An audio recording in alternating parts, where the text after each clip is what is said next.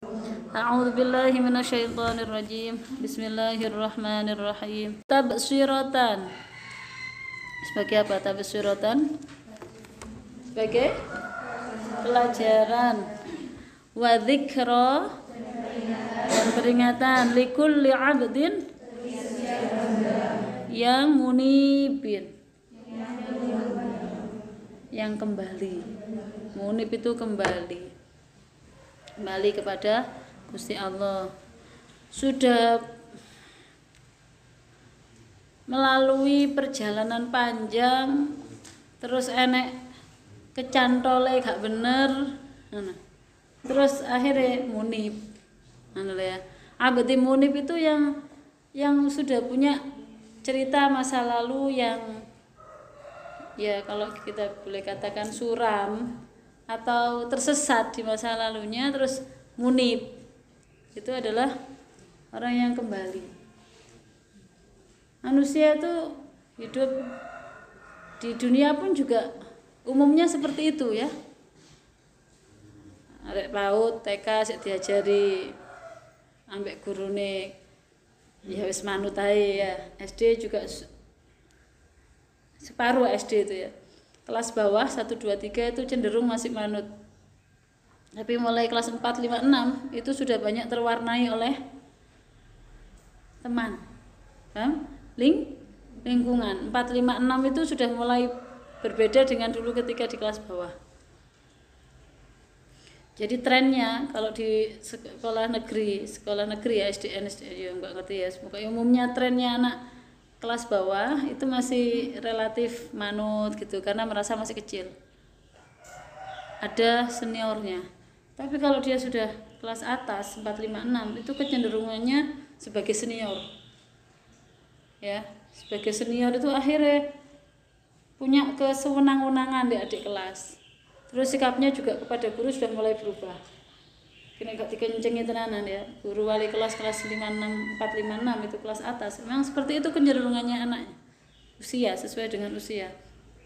Apalagi sistem pendidikan daring kayak gini nih ya. Dia semakin dekat dengan kalau dulu aja marah-marah orang tuanya, gurunya untuk tidak boleh megang. Kalau sekarang justru disuruh megang. Kan seneng gitu, seneng karena ada banyak kesempatan untuk lihat selain belajar. Itu artinya sudah mewarnai ya diri seseorang. 4 5 6 wis mulai SMP ini wis mulai puncak-puncake bocah ndablek ya. SMP itu sudah mulai dia itu gak gelem diarani bocah, paham ya, gak gelem diarani bocah, tapi juga dia belum cukup siap gitu loh jadi orang yang tidak anak-anak lagi, itu belum cukup siap. Jadi masa-masa transisi dari anak-anak menuju remaja, anak-anak menuju remaja.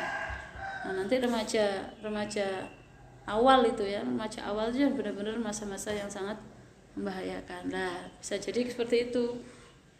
Nah, terus remaja akhir itu ya masuk ke SMA ini ya. Itu sudah mulai iso ndelok awake dhewe. Ya, iso ndelok awake dhewe. Kalau yang SMP kemarin itu masih dalam benar-benar ucul dari dirinya, dia tidak mau disebut anak-anak, tapi dia juga belum siap untuk tidak jadi anak-anak. Itu limbungnya di MTS, SMP. Kemudian SMA sudah mulai diajak ngomong, ya. Akhir masa remaja dan awal masa dewasa awal. Ya. Hanya 18 tahun itu dewasa awal. Perjalanan manusia itu seringkali seperti itu. Dulu pernah melakukan kesalahan ya karena itu tadi ya. Nah, abdi munib itu ketika dewasa ya. Dewasa akalnya bisa diajak mikir. Dewasa awal kayak gini nih sampean makan ya. Saya merasa ya wis matur suwun Gusti Allah diparingi garapan koyo sampean gini. Artinya apa? Saya punya kesempatan untuk bersama-sama diskusi ya kayak gini nih kan kita diskusi ya ngajinya untuk kemudian melihat kembali bagaimana rekam jejak kehidupan kita dan bagaimana yang seharusnya.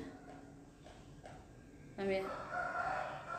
enak usia sak sampean ngene iki sok jak mikir pisan. Maka dari itu ilmu apapun yang sampean dapatkan itu jadikan modal untuk sampean berpikir. Modalnya perlu keilmuan yang multidisipliner ya.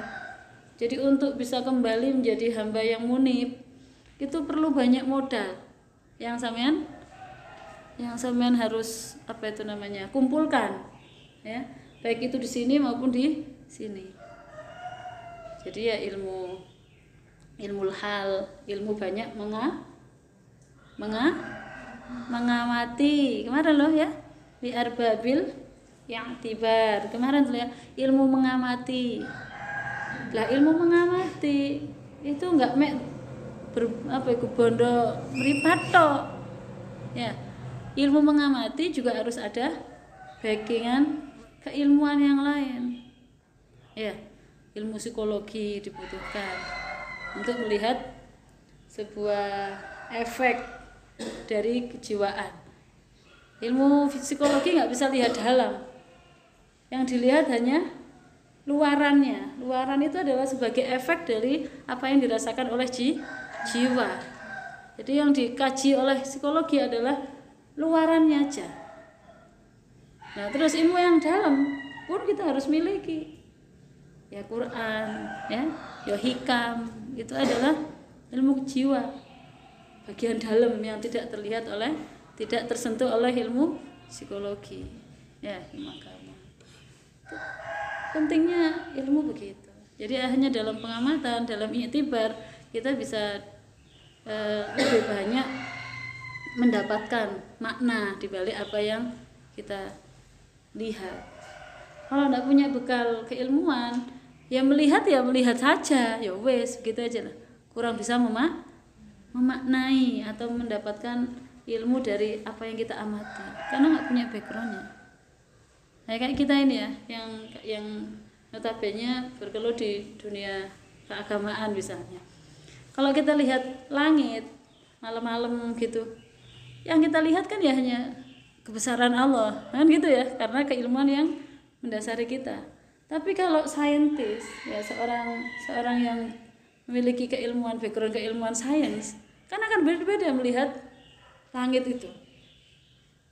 Ya, hasil yang dia dapatkan kan berbeda. Oh, ini dengan ilmunya, fisikanya dan apanya kan akhirnya dia punya kesimpulan yang lain. Nah, itu loh. Pentingnya kita punya background keilmuan itu di situ. Nggak bisa tanpa modal. Jadi ben iso mikir itu berarti harus punya modal keilmuan ya.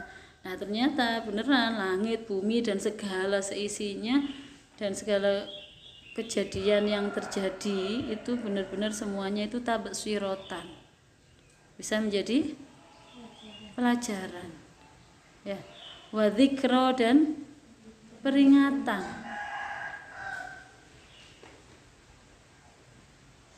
Wis salah gak iso ae dhewe ku budal mati ninggalno bondo. Misalnya ngene ya. Ninggalno bondo iku lho ora enggak umur. Paling generasi pertama tok sing bisa menikmati bondo itu. Generasi pertama paling tidak seumur hidup sudah habis. Bisa jadi seperti itu ya. Ya urip ketunggon bondo iku ora suwe. Ya. Dalam Al-Quran itu perumpamaan ketunggon bondo dunya ini koyok sesuatu yang bisa hilang dalam semalam sekejap set Gusti Allah mateni iso kabeh gitu lah ya. Itu kalau kita itu terpasung dalam keinginan kecintaan akan dunia ini begitu, pasti endingnya tidak berdaya ya. Paham ya? Tabsiratan wa dzikra likulli 'abdin munib. Coba amati rekam jejak perjalanan kita. Nggak mungkin gitu loh. Nggak mungkin kita itu sejak dulu sudah langsung beres, itu nggak mungkin kan ya? Bagaimana kemarin atau bahkan masih hari ini ternyata aku masih seperti ini. Nang age-age dadi wong sing munib. Nang age-age dadi 'abdin munib. Abdi munib iku pewenak, Mbak. Enake piye? Sing wingi iku abot soro terus sadar pengen jadi munib, itu akhirnya iku sing ndadekno sorone wingi iku diselehne kabeh ngono. Jadi sakjane iku abdi munib itu adalah sebuah posisi di mana manusia itu meletakkan dirinya sesuai dengan porsinya. Saya ulangi lagi ya. Posisi abdi munib itu adalah posisi di mana seseorang itu meletakkan dirinya sesuai dengan porsinya. Contoh, biyen iku ngerti ya. Dipuwikir dhewe kabeh. Ya. Engko nek aku bayar SPP ini gawe apa, gawe duit apa, terus mari ngono engko aku nek wis lulus engko aku kerja apa, iku wis dipikirmu saiki ya, kerja apa, abot apa ora Mbak? Abot apa mboten? Abot, bahkan ana sing ngene, engko aku nek nikah engko tak kei apa, bojoku engko tutuk apa ya, kerja apa aku, abot apa gak Kang? Abot. Engko nek wis dadi bapak ya ngono, nek kebiasaan ngono iku. Engko aku pensiun umur sakmene. Mari ngono iki berarti engko anak edok iki sik kuliah, aku wis pensiun. Hah? Ya, diitung koyo ngono iku. Paham mboten? Umume wong yang ngonten apa mboten? Nggih, ngoten lho. Kan ngabot-ngaboti karepe dhewe gitu loh. Menungsa itu sering kali begitu, tidak proporsional meletakkan dirinya. Kawasannya Gusti Allah itu diambil alih gitu loh. Makanya kaboten karepe dhewe. Ya. Masa depan, hari esok, bojomu sapa, engko uripmu piye? Iku kawasane sinten? Kawasane sinten? Lah lapo sampean kok dadak repot? Repot mikirno kuwi. Mangkane abot, mangkane stres, mangkane depresi dan lain-lain. Ya. Makanya abdi munib itu adalah posisi di mana manusia itu meletakkan dirinya pada porsinya. Nek pancen duduk porsinya untuk dipikir nih ora usah dipikir. Ngono lho. Makanya kan luwih penak uripe. Luwih enteng lah terus. Ya sudah memposisikan apa yang seharusnya dia pikir. Apa? Ya tugas dia sebagai hambane Gusti Allah, ambek sebagai khalifah Gusti Allah. Ya kuwi sing disregepi saiki ku. Ngaji sing temenanan. Ya wis, pek ngono tok, jatah ya dhewe. Ya, ngaji sing temenanan, ibadah sing temenanan, ngabekti ndik wong tua sing temenanan, ambek gurune dijogo. Hari ini kita itu harusnya hanya seperti itu saja. Amal soleh diakeh-akehi karena Gusti Allah, noto ati, sudah beres. Enak apa ora? Sakjane ngono enak apa ora kan? Enak sakjane. Lha apa kok ora iso? Maka dari itu ya ditenani, bab-bab mikir ngene iki saking pentingnya. Pola pikir kita keliru, ya perilaku kita akan keliru, perbuatan kita akan merugikan diri sendiri. Maka dari itu abdi munib ini adalah kondisi yang harus agi-agi kita datangi. Kita jadikan bagaimana kita menjadi seorang hamba yang munib, kembali lagi nek Gusti Allah, ya Allah. Berangkatnya dari mana? Dari ditaubati ya wae. Nah, ya, berangkat dari pintu taubat. Sebagaimana dicontohkan oleh para sufi itu ya. Berangkatnya dari pintu taubat. Akhirnya bisa melanjutkan perjalanan ke makom-makom selanjutnya sampai ketemu syuhud kepada Gusti Allah. Gitu. Ditaubati, Mbak. Perilaku yang keliru, pola pikir yang keliru itu ditaubati. Semuanya ditaubati. Suwono sepuro nek Gusti Allah, sak kata-kata nyun sepuro. Ya Allah, nggih nyun ngapunten ya Allah. Kula klentu ya Allah. Lala apa dadekno menungsa iku sebagai tujuanku untuk sungguh-sungguh berbuat baik.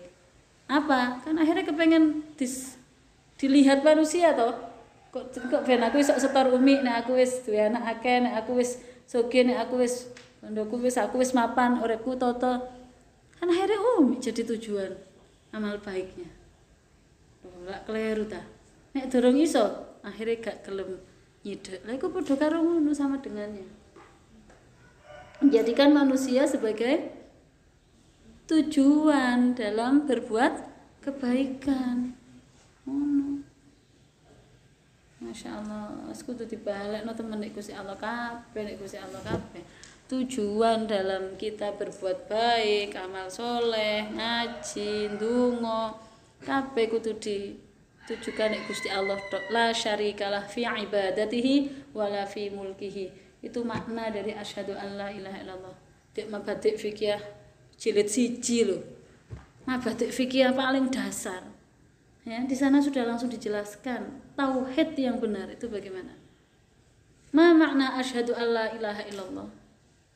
Ya, maknahu a'taqidu alla syarikalah. Ya, alla syarikalah. Alla ilaha ay alla syarika illallah fi ibadatihi wala fi mulkihi. Dadi sing jenenge aku bersaksi bahwa tidak ada Tuhan selain Allah, itu maksudnya benar-benar nggak ada tandingannya, nggak ada syarik, nggak ada sekutu, ya, nggak ada selain Allah dalam apa? Dalam kita beribadah kepadanya dan juga dalam meyakini bahwa semuanya dalam kekuasaan Gusti Allah. Kebetulan kemarin pas ngaji ambek arek cilik nggih, Mbak. Tak takut ingin ya cilik-cilik. Boleh ndak berarti kita beramal baik karena selain Allah? Tidak boleh, ya kan? Karena barusan ala syarika tadi ya. Ala syarika. Diulangi lagi pertanyaannya sama Umi, boleh nggak kita belajar rajin karena diniatkan tidak karena Allah? Nggak boleh.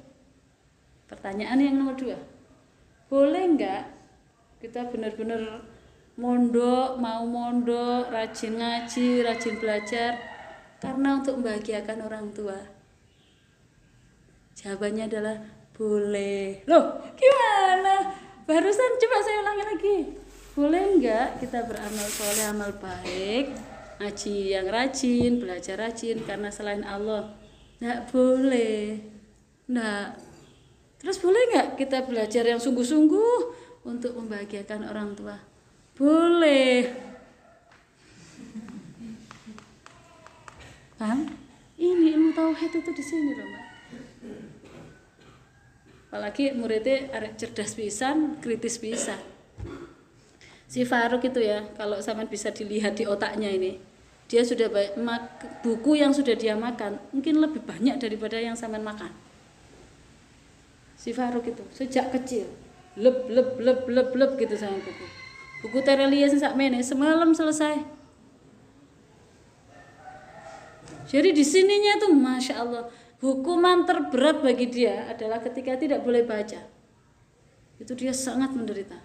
Ketika dia sudah di rumah melakukan kesalahan yang menurut bundanya tidak bagus, sudah dihukumnya adalah sudah hari ini tidak boleh baca. Itu nangis gak keruan. Odo ya mbak awal ya. Aduh, Mas Faruk. Jadi apa itu? Antep bocah itu, ngerti? Antep, bukan sembarang bocah itu si Faruk itu. Dia sudah pernah jadi juara 1 apa itu namanya, majalah Sains itu loh, sadar yang di sini Rahmat itunya. Majalah Sains itu dia punya organisasi sampai nasional. Dia ke Jakarta dulu itu juara 1 dia nasional, hadiahnya banyak sekali. Ya itu karena sejak kecil itu sudah baca, itu sudah yang dimakan bukan hanya makanan nasi ya, tapi juga buku-buku itu. Nah kemarin ketika ngaji itu, ngaji mabadik fikih ya, ngaji tauhid, dibuat Umi tanya kayak gitu, Yang paling mandang saya nggak terima itu Faruk. Ya, nalar kritisnya luar biasa. Begini Umi, kita itu kan memang melakukan segala sesuatu karena Allah. Tapi kan kita itu juga disuruh untuk membahagiakan orang tua. Itu kan juga perintah Allah. Kan kita itu ya karena Allah Umi, tapi kan kita juga itu perintah Allah juga untuk berbakti membahagiakan orang tua. Tak jawab. Jadi tetap karena Allah saja Mas Faruk. Tetap tujuannya adalah karena Allah. Saya jelaskan. Kalau tujuannya adalah untuk membahagiakan orang tua, itu sebagai tujuan, akan terjadi kejadian seperti ini. Misalnya Mas Faruk sungguh-sungguh ini, belajar sungguh-sungguh, pokoknya melakukan yang terbaik sudah. Dalam hatinya, kecilnya, tujuannya biar Bunda senang, biar Bunda senang. Akhirnya, karena Bunda capek, pokoknya Bunda capek. Nah, ketika Mas Faruk mau ngasih tahu atau mau ya ngabarilah, dah aku gini, tapi ternyata apa itu? Respon dari Bunda nggak menyenangkan. Salah apa? Gitu misalnya ya. Tetap aja nggak menghargai kita gitu. Nggak menghargai Mas Faruk. Perasaannya gimana, Nak? Ya. Akan ada rasa kecewa di sana, ada rasa marah di sana. Bahkan bisa-bisa sampai putus asa. Wis nek ngene gak belajar-belajaran, wong wis sungguh-sungguh ae panggah gak ono penghargaan piye-piye itu tuh. Dia langsung itu bilang, iya. Oh iya Umi ya. Jadi apapun itu pada Allah saja. Kayak tadi itu la syarikalah, tidak ada tandingan Allah itu fi ibadatihi. Ibadah kita, amal baik kita, belajar sungguh-sungguhnya kita hanya untuk Allah saja. Tujuannya Allah tok. Nah, kalau kita sudah seperti itu, imbasnya Mas Faruk, efek dari kita karena Allah itu akhirnya orang tua seneng, gurunya ridho, orang sekitarnya seneng. Itu efek, dan nggak perlu kita jadikan itu tujuan. Toh seandainya tidak kita dapatkan itu penghargaan dari orang tua atau guru, kita ya enjoy aja, karena jadi tujuan kita Gusti Allah. Dihargai nggak ada efek dalam hati kita, karena sejak awal tujuan kita Allah saja. Baru dia bisa terima. Seneng ya, dapat ilmu dari proses berpikir, kemudian ada nalar kritisnya, kemudian dia bertanya karena menyanggah, karena dia tidak cocok, dia sanggah, kemudian dia dapat jawaban, kemudian mengiyakan. Ini loh akan jadi suatu ya ilmu ya yang akan mancep dalam basirohnya, dalam mata hatinya, dan bisa jadi ini akan jadi landasan tauhid dia selamanya, karena dapatnya melalui proses berpikir. Beda dengan ketika kita hanya dimasuki kasih tahu asyhadu alla ilaha illallah oleh guru, kemudian kita ngikut aja, taklid begitu aja. Beda, mancep pendek ini pun berbeda. Paham ya? Gitu. Jadi bertanya itu adalah separuh dari pemahaman. Ketika Mas Faruk bertanya, berarti dia sudah paham separuh nih. Makanya dia ingin menyempurnakan pengetahuan dia dengan bertanya untuk mendapatkan jawaban yang separuhnya lagi. Akhirnya sempurna pemahamannya. Bab apa tadi? Abdim munib. Posisi bagaimana abdim munib? Oke, ya enak wes. Kita harus paham posisi kita itu bagaimana jadi hamba Gusti Allah yang baik, dan bagaimana kita bisa mengemban amanah sebagai khalifatullah ini dengan sebaik-baiknya pula. Sudah titik wes. Mbah engko sampean diganjar piye mbek Gusti Allah, oleh bojo piye, omahmu ndek endi, uripe piye, ndak usah dipikir. Itu bukan ranah kita. Itu akan semakin meringankan kita hari ini, bisa fokus kepada Gusti Allah. Sing wayahe ngajar yo ngajar, sing wayahe belajar yo belajar, sing wayahe tahfidz yo tahfidz temenanan, wis ngono ae, enteng wis. Semeleh wis. Mangke sak kersane jenengan ya Allah gitu. Gak usah dadak ngaran-ngarani piye-piye. Enteng. Ambete munib itu enteng. Nggih. Wis salah, apik eleke urip dhewe iku kabeh tutuk Gusti Allah, dan dibalik apik eleke itu adalah ada ke maha baikan Gusti Allah. Wis pasti itu dilandasi oleh maha baiknya Allah kepada kita, sehingga kita diberi ini, diberi B, diberi yang baik maupun yang tidak baik menurut kita, semuanya baik. Semuanya baik. Karena itu adalah desain by Allah untuk kebaikan kita. Wis pasti itu wis. Nggak perlu diragukan. Wa nazzalna, dan subjeknya dulu, fa'ilnya dulu. Dan kami turunkan, bagus, minas samai. Menurunkan apa? Ma'an mubarakan. Aman berkah ya. Fa'ambatsna,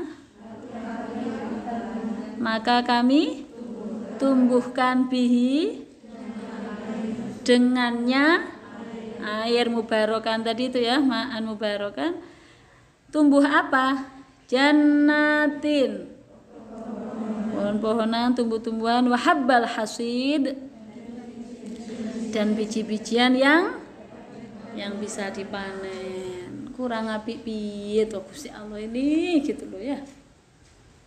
Pokoknya suwayang pol Gusti Allah tambah awake dhewe ku sayang pol, Pak. Tapi bagi kita yang bisa beranggapan seperti itu, masalahnya kabeh ku terserah done awake dhewe nek Gusti Allah. Yang memiliki su'udzon ya wes, yang akan terjadi pada dirinya ya Tapi kalau yang ada dalam dirinya, dalam hatinya, dalam pikirnya adalah husnu ya, kebaikan, dzon yang baik terhadap Allah, kembalinya pada dirinya pun juga yang baik-baik. Wong iku dawuh Gusti Allah dhewe lho. Gusti Allah dhewe sing dawuh kaya ngono iku. Dalam hadis kutsinya. Ana, kata Allah, ana inda dzanni abdi bi. Begitu, kurang piye Gusti Allah nek dawuh. Aku iku ya apa jare dzone hambaku terhadapku. Nek dzonnya apa? Prasangkanya hambaku kepadaku itu prasangka buruk, ya yang terjadi kepadanya sesuai dengan yang dia prasangkakan terhadapku. Wong dawuh Gusti Allah, ana inda dzanni abdi bi. Saya itu tergantung terhadap apa yang diprasangkakan hambaku tentang aku. Kenapa? Sama-sama santrinya, sama-sama pelajarnya, ya, sama-sama gurunya. Situke kok iso dadi wong penak uripe, situke kok panggah diuji gak toto-toto ambek Gusti Allah. Ya salah satunya bisa jadi dzonnya seperti yang disampaikan Allah tadi. Pancen aku iku pancen di pondok pian pancen gak pancen aku pian gak ilo, aku pian akeh salah ya mesti ae uripku gak penak. Itu dzon lho ya. Itu dzon. Kok gelem ngono lho nyeteng awake dadi gak enak ngono. Mbok ya sing dzon sing apik-apik nek Gusti Allah. Ya. Kemarin ngajinya Mama Solihah itu tentang sedih ketika melakukan kesalahan. Ya. Hati sedih ketika melakukan kesalahan itu memang menunjukkan bahwa hatinya masih hidup. Sebaliknya, ketika kok gak duwe rasa sedih blas ketika melakukan kesalahan, kuwi tandane atine mati. Paham ya? Gampang ya pemahamannya ya. Sedih ketika ngelampaui kesalahan itu tandanya hatinya masih hidup. Tapi masih ada lanjutannya. Tapi nek kemudian terlalu larut dalam kesedihan, sedih no woman sehingga menutupi sifat baiknya Allah itu salah. Nah, bicara. Ketika awake dhewe salah, awake kan sedih ya, kadang-kadang terus nyalahno awake dhewe. Nyalahno awake dhewe iki baik ketika itu bisa mengarahkan kita kepada abdin munib. Ya kan? Ya Allah, berarti aku biar nak salah, ya Allah, astagfirullahaladzim. Akhirnya dadi apike. Tapi ketika sedih iku kenemen ya, kenemen sedih sampai nemen. Akhirnya sampai ngomong di awake dhewe, aku iku wis elek, wis karuan elek, wis gak atene aku iku disepuro. Gak atene Gusti Allah iku nyepuro dosaku, aku wis karuan iki wis elek, dadi wis bene karuan dadi wong elek pisan. Nah, ya paham? Hah? Jadi sedih ketika melakukan kesalahan. Kalau kesedihannya itu membawa dia menuju abdi munib, ini tandanya hati hidup. Tapi kesedihan ketika kesedihan itu terlalu dalam, ya terus akhirnya nutupi maha baiki Gusti Allah, ini yang tidak boleh. Gusti Allah mau nyepuro, kaya apapun eleke kita di masa lalu, Gusti Allah nyepuro. Pokoknya dhewe gelem temenanan nyuwun sepurone. Gitu loh ya. Jadi Gusti Allah iki intine maha baik begitu loh. Gusti Allah maringi awake dhewe urip, yo nyukupi sak apa yang kita butuhkan. Allah menurunkan air dari langit. Kemudian dari air itu menumbuhkan tumbuh-tumbuhan dan biji yang bisa kita panen, bisa kita makan. Kurang sae nopo ngono, kurang apik piye ngono Gusti Allah. Kok dadak sik panggah enek suudon ndek Gusti Allah begitu. Mbok yo aja ngono. Paham niki? Paham nggih? Wis salah sing penak ae lho, berpikir yang baik aja kepada Allah. Meskipun hari ini kita sedang menelan pil pahit gitu loh, kehidupan. Jangan sedikit pun ada suudon teng Gusti Allah. Naif sudah. Ya? Paham nggih, Mbak nggih? Kang nggih? Paham, Kang? Paham? Ana inda dzanni abdi bi. Siapa yang dawuh? Gusti Allah piyambak. Dalam hadis kutsinya Allah piyambak. Aku itu akan mengikuti apa yang menjadi prasangka hambaku terhadapku. Nek hambaku berprasangka baik selalu padaku, aku pun juga akan berikan yang terbaik sebagaimana yang dia prasangkakan. Begitu.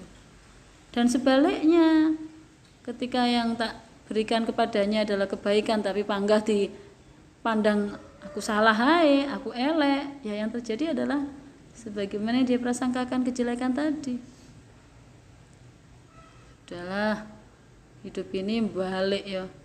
SS lah, kuncinya urip apa? SS. Apa SS? Sing akeh syukur, kemudian diikuti sabar. Ya. Duduk sabar diikuti syukur wi abot. Ya. Makanya syukur dhisik ae terus diimbangi dengan sabar. Sing kathah syukur iku engko iso meredam beratnya suasana hati dalam menjalani hidup. Senake syukur engko lak moro-moro adem atimu set gitu ya. Senake syukur engko iku nekakne ridhone Gusti Allah. Tapi sik panggah kudu sabar karena memang kita on the way Mas Yan. Ya, masih OTW kita ini. Belum nyampe tujuan, dadi kudu senake sabar. Kadang ya kepanasan barang, kadang yang kentekan bensin barang, ya kadang wayahe mangan gak enek sangu barang, ya wis gak apa-apa menjen OTW gitu. Mudah-mudahan manfaat barokah. Amin. Al-Fatihah.